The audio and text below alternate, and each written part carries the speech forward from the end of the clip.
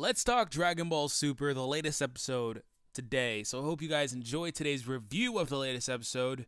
Let's go ahead and get started. Honestly, the episode, I want to say that it wasn't a spectacular episode. I don't want to get that out the way, but I will say that it was pretty funny. It was a really funny episode for me. I couldn't stop laughing at, the Zenos in the background fangirling over everything. They're like, wow, wow, wow, and all that stuff. Just, it was pretty funny. And all the bickering between Goku and Beerus, that's pretty funny. Beerus is just like completely just freaking out, and Goku's so nonchalant about all of this.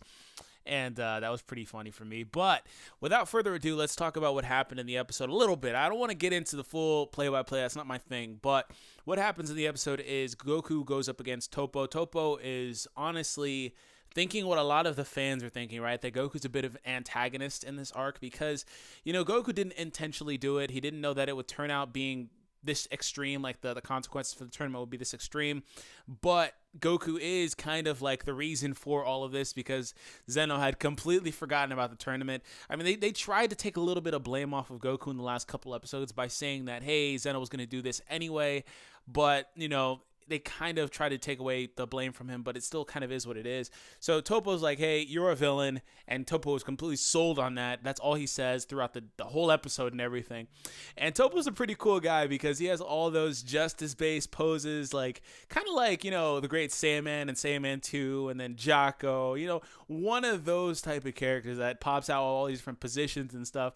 And it was pretty funny because while Toppo's doing all that, Gohan's just in the back because they cut the the stands and stuff, and Gohan's in the back with his hands up, just like smiling, and I'm like, this guy. And then they were like, oh, Beerus is like, oh, this guy's kind of crazy, huh? And Gohan's like, well, I thought it was pretty cool. I'm like, yeah, I'm sure you did, you nerd. That's totally Gohan's type of thing because he just thinks that the Great Saiyaman is just the coolest thing ever. I will say that the last couple episodes we had for the Great Saiyaman when they were filming that movie were pretty lit though. Super Saiyan Great Saiyaman is dope. But regardless, Goku fights Toppo, and Goku starts off in Super Saiyan. Obviously, Goku isn't trying to go full out, but from the beginning, he's like, hey, this guy is an intimidating guy, and Gohan notices that too. I don't think they can sense them because they kind of established that they couldn't sense these other people prior in the previous matches, so I don't really know if they can sense Toppo or not. But regardless, they can feel his pressure, and they can feel that he's an intimidating guy. So Goku fights him at Super Saiyan 1, and then Toppo is a really skilled hand-to-hand fighter. Apparently he's got all those justice type moves, and then at one point he jumps on top of him, he does a tornado based move and spins Goku, and I swear Goku must have been dizzy as hell after that because I would have been.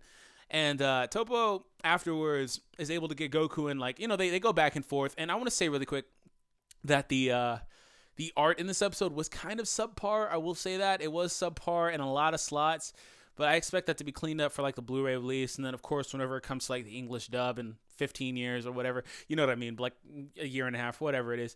But it was kind of subpar. I will say that I did like the choreography though. I think that was a saving grace for the episode. Let me know your thoughts on that. I don't want to talk too much about art and animation because we've had that dance for a year and a half now. I don't want to talk too much about it as far as Dragon Ball Super goes, but it was nicely choreographed.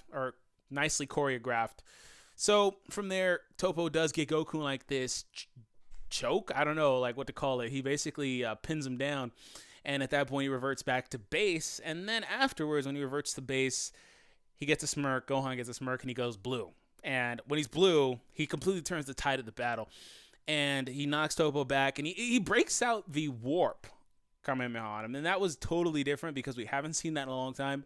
We've seen Super Saiyan Blue do that, but only in the games, right? Xenoverse 2, Xenoverse has that as a moveset for him. So I thought that's pretty cool that they did that. It was totally a callback back to like the Cell Saga because I think it's the last time he did that. Correct me if I'm mistaken. Let me know if I'm forgetting anything, but I think that's the last time. So it was cool to see that, and then he blasts Toppo from point blank range. Toppo basically has the shoulder piece of his outfit knocked off, and he's like, wow, that's totally disrespectful. I'm going to show you my full power. And then this is where I thought it was pretty cool because Goku's like, go ahead. I'm going to show you what it's like when I surpass my limits. And I was like, that line was lit. Like, that was dope. And then, the scream and everything. Masako Nozawa does a really good job with Goku. I swear she does. She's a really phenomenal voice actor. But little lines like that, I want to hear, like, how Sean Schemmel does it. Like, honestly, I prefer Nozawa. Like, I grew up with the dub when it initially aired. You guys have heard the story before. Some of you guys. when it initially aired back in the 90s. I'm that old. Yes, I'm in the 20s, mid 20s. Either way, when it initially aired, and I in the last few years fell in love with the Japanese version as opposed to the dub. But little things like that, I want to hear how like Sean portrays that, because I think he can do a good job with that. So, anyways, he's like, "Oh, I'm gonna show you what it's like when I show my full power." He goes blue, and it Kaioken, and then what was pretty cool about it was he was blue, and then the red started pulsating around him first, and then it just explodes into Super Saiyan Blue Kaioken. That was really cool effect that they had there. And then at that point, the Daishinkan calls it off. He's like, "Yeah, no more of this. You guys just save it for the tournament." And then he tells them that in about 40 hours they'll begin. So they have 40 hours to prepare, choose whoever their allies are going to be, and all that stuff. So it's going to be pretty hectic. One thing I wanted to kind of talk about really quick was in the middle of there when Toppo had, don't say Beerus, Goku in the chokehold thingy in the hold, the lock. Excuse me. I swear that it's the clown god's angel, but she started talking about, because they cut away from him, they were just showing Beerus and Whis. And she was just talking about, hey, you guys should probably forfeit now and all that stuff. And Beerus was like, Whis was like, hey, that's enough of the smart remarks, Margarita. And I was like, oh, that's her name. Maybe we have that information, and I've been kind of just not in tune with the spoilers, but it's cool that her name is Margarita, or Margarita as they called her. I don't know, like, what the actual spellings are for some of these things, because the way that they're translating it on Crunchyroll isn't exactly the same translations we've had in the community, like Vermouth and stuff like that. They've changed a lot of that stuff, or they're spelling it or translating it differently, so I don't know. But anyways, obviously upon a Margarita, so I thought that was pretty cool. And, we have 40 hours to prepare, and afterwards, Beerus and all that, it's just so funny seeing the interaction with Beerus, because, prior to this whole Tournament of Power thing, Beerus was like, hey, I've had enough of you. You may think that he's your friend, but he's honestly unpredictable. And he was like, I should destroy you now. But Beerus now is so in tune with just going back and forth with Goku and even the Supreme Kai, because, we hadn't seen the Supreme Kai. He did it a few episodes ago. We hadn't seen him, honestly, just step up to Beerus like that. He's like, oh, no, this is your fault. And he's like, no, it's your fault because you guys want to destroy planets. Like they were literally bickering. And that's pretty funny because they've taken a turn with Beerus' character in this arc to make him more comedy central, because obviously he's not going to be doing anything. He's just going to be kind of there coaching and on the sidelines and watching. He's not going to be doing anything. And it was pretty funny too with Beerus again, where he was like, hey, Whis, you've got a pretty nonchalant attitude about this, right? He was like, well, I was just a messenger sent to be in this universe or something like that. And he was like, oh, pretty convenient job role you have there, going from being an angel to all this stuff.